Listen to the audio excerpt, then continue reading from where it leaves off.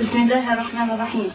أنا الشهيد الحي آيات محمد لطفي الأخرس، أقوم بعملي هذا خالصا لوجه الله العلي القدير، وأقول للحكام العرب: كفاكم نوما وكفاكم تخاذلا وتقاعسا عن أداء الواجب تجاه فلسطين وفلسطين. الله أكبر والله أكبر على الظالمين، وإنها لانتفاضة حتى النصر. الشهيد آيات محمد لطفي الأخرس.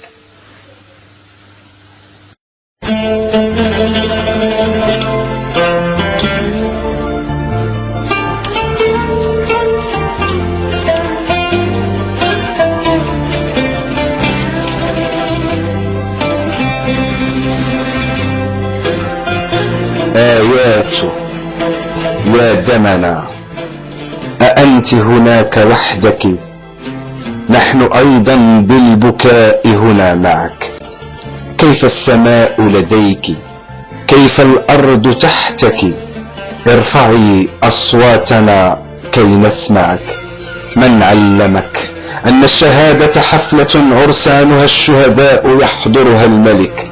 من أخبرك أننا جميعا لم نغادر من جميل الذنب باحة منزلك؟ إني معك، بي رغبة تتوحد الألغام بي متفجرا كي أتبعك. عودي فقط وسترين أني شئت أن أحيا بموتي الآن في الأقصى معك.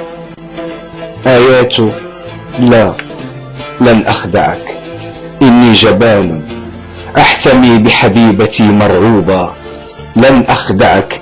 إن زارني البوليس يفزعني وأقعد في دمي مصلوبا، لكنني قلبا معك ما زلت أقرأ باكيا عن شعبنا لم ينقرض. إن أسمع اللعنات من أهلي على أهل اليهود بحارتي لا أعترض. أرأيت ما زلنا معك، فلترفعي أصواتنا أمواتنا كي نسمعك. إنا معك، كي نتبعك. إنا معك، أن نشبهك، لن نخدعك.